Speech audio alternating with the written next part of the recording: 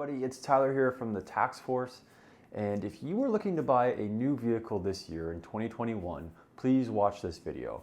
We know you've probably done hours upon hours upon hours upon hours of research, but if you give us a few minutes of your time, we guarantee to save you some money with a couple of the tips that are in this video.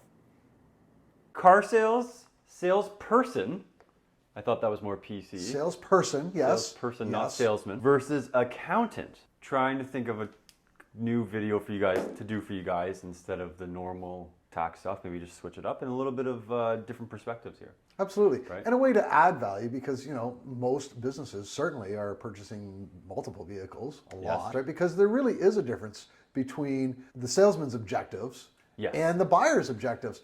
And we get an awful lot of calls at the tax force from people, from clients, wondering about the best decisions to make and what they should be thinking about when buying a vehicle. Yeah, that makes sense. And the salesman is always going to try to get you to do it his way. Yes. Right? Yeah. It's their job. So what a fun video idea. Cue the music!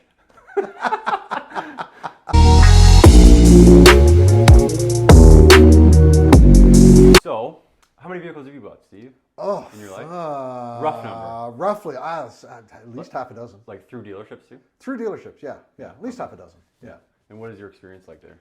Well, you know, used car salespeople have a reputation for a reason. Even new car salesmen do. It's all the same, right? Salespeople now mostly sell both used and new, I suppose, right? Yep. Yeah, for sure. And I've bought some of both at dealers and both at dealers, although more used than new because, you know, I'm an accountant and and you'll drive it till it's dead. And I have driven it till it's dead. Yes, more than one vehicle I have driven into the ground. That makes sense. So it's funny. I sold cars, but I never actually purchased a car at a dealership. So I sold probably 200 cars, but I never actually was through the process myself of buying one. Really interesting, right? Okay, there you go. So I mean, you would have done mock. As part of sales we did training some and stuff, some role play and stuff like that, but I've never actually gone through that process of being a buyer. It was always the seller, right? And as great as role play is, it's not the same because the same emotions aren't tied up in the, I really want this, or I found my dream, or, you know, that. So when you go to a new dealership, are you forthcoming with what you're trying to achieve? Do you hold back on saying stuff? Do you tell them, okay, I need the price to be this, or do you just kind of see what they're going to say? And do you know what I'm saying there? I do. And I think that's a great question. Certainly for myself, I've got a wall up when I'm going in, for sure, right? Because of the reputation that the industry has. Absolutely. Right? Now it's changed a lot in the last decade for sure because so much information is available. So as a buyer, you can go in so much more educated than you could have a decade ago, and certainly than you could have, you know, 20 or 30 or 40 years ago. Yep. And I have distinct memories of the experience of, you know, you make the offer and the salesperson takes it back to the manager and lets you sit in there and sweat and, oh, well, here's the price that I can give you. And it's just a horrible feeling because, you know, you're sitting there wondering, are they going to take the offer, knowing that the sales manager is talking to the salesperson saying, do you think and I believe, and I don't know because I've never been there. I'll be able to tell you. That's right. You know, do you think you can get another $500 out of them? Where are they at, right? And they're not deciding whether they're taking the offer or not. They're deciding how much more do you think you can get out of this person before they walk. Yeah.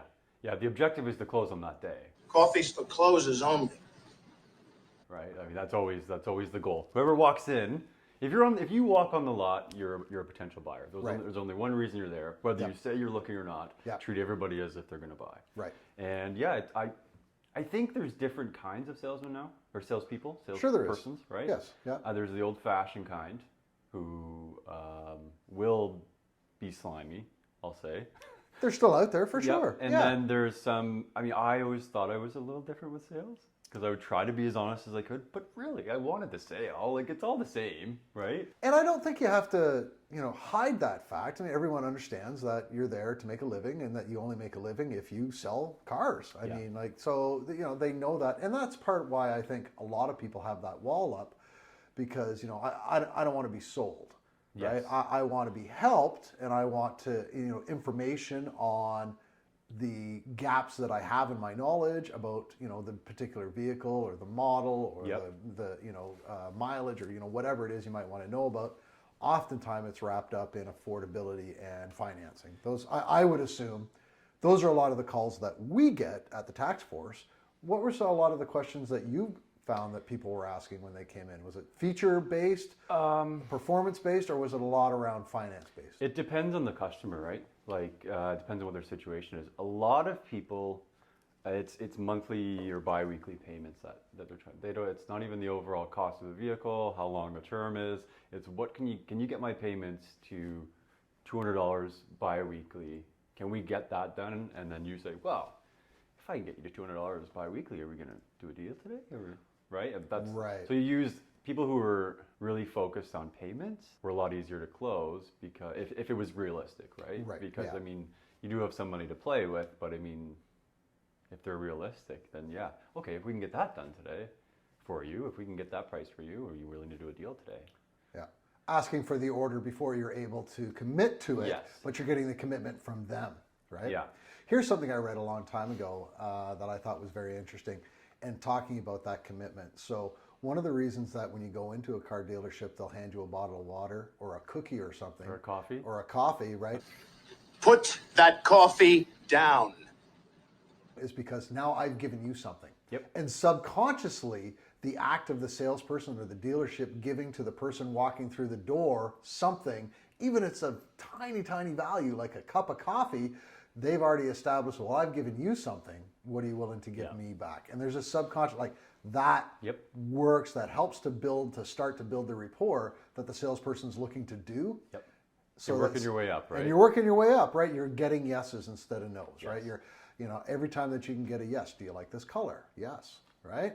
Are you looking for this car or that car? Oh, okay. Do you like the one that we've got on the lot? The refusal of one is the acceptance of another, is what we would use a lot, right? Okay.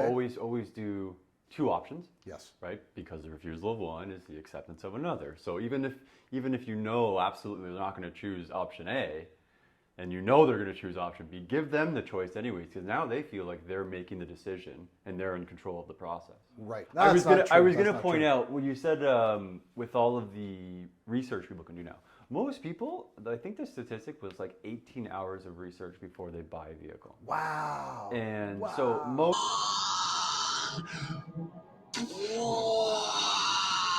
people who walk into the dealership know more than the sales guy almost in a way. If they're focused on that one vehicle, they're going to do so much research on those two cars and probably find stuff that the salesman doesn't even know, right? When you have people come to you about buying vehicles, like clients and stuff, what is the most common questions you get as an accountant? So the most common questions are leases versus financing, Right. lease versus financing. And the second question is it the right time of year or the right year to buy a vehicle? Sure. Right? And that changes for everybody depending on their situation, I'm sure. Everyone's situation is individual. However, some things that are true for everybody. The rules that the government has for when you buy an asset like a vehicle are that you can't write the entire cost of the vehicle off in the year that you buy it. Okay. Right? So if I make $1 million this year and my only expense is a vehicle and the vehicle costs me $100,000, my net income is not $900,000. Right? You can't subtract the entire cost of the vehicle from your earnings this year and write it off.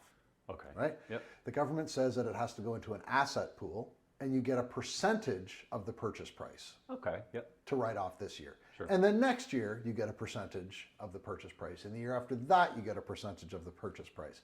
And it's a little more complicated than that.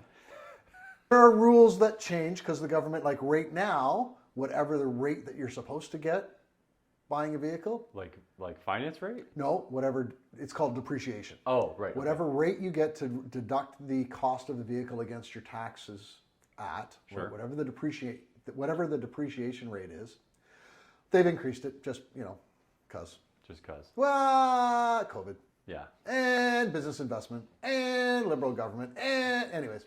There's You lots could of go on and on and on. There's lots of reasons, and the point is simply that the tax treatment of buying assets often does change a little bit depending on what the government's tax goals are. So right now they've got what's called accelerated depreciation, where you can claim more of it in the first year than you used to be able to. That's not going to run forever. That drops off in the future, right? But right now you can claim more. So what are we really talking about? Vehicles, Yeah. typically, you can write off 30% of the purchase price per year. As a Yes. business owner, if you're buying a vehicle for your business, still just not any vehicle you Sure. buy, Yep. if you buy a vehicle for your business, you're able to write off the depreciation, Yep. which is a percentage of the purchase price. Right. Okay. Okay. Yep. That makes sense. Yep. Perfect. So vehicles typically have a 30% depreciation rate. Okay. And usually the first year you get half the prescribed rate. So the prescribed rate's 30%. In the first year you get 15. Okay. Yep. Right now it happens to be 1.5 times that. So you actually get 45% Oh. if you buy a vehicle in 2021, Okay. right? You actually get to write off 45% in the first year of the purchase price. So is 2021 a good time for businesses to buy vehicles, like company vehicles? Well, It's the like- government is definitely trying to get businesses to invest because of the problems that we've had with the pandemic. So they're trying to help you save taxes, right? To make it easier to invest by giving you some tax savings. So it's not a bad year, that's for sure. Yeah. Back to the question on the time of year. Sure. Okay, so again, outside of what's going on right now, typically, or I suppose really even with what's going on right now, Yep. it doesn't matter whether you buy your vehicle on January 1st or December 31st, assuming you've got a calendar year end, Right. You get the same amount of depreciation. If I buy my vehicle in January, whether I finance it or pay cash in it, Yeah. cash for it, I'm out that money on January 1st, right? If that's Okay. when I buy it. Yeah. Or if I make payments on it, I got to make 12 payments on it. And I get right off of X. Right. If I buy it December 31st, I still get the write off of X, Right. right? The write off's the same, Okay. but I had the use of that money all year. I didn't have to make payments on it all year, Okay. right? Yeah. So a lot of people want to buy vehicles at the end of the year or major assets because they get the same tax savings Right. even though they only spent the money at the end of the year, Interesting. right? It's like something car salesmen don't want you to know. That you should be buying at the end. Yeah. They want you to know in October, November, December. Of course. Yeah. But in January, they don't want to yeah, tell you that in you January. come in May and I want to wait to the end of the year. No, don't.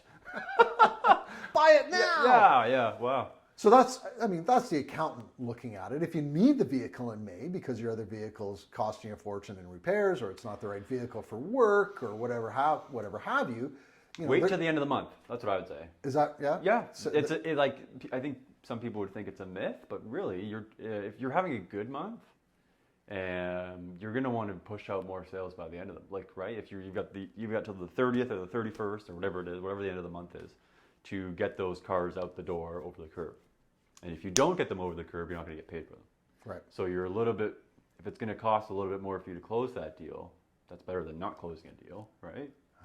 So yeah, it does make. But a the difference. car has to be delivered.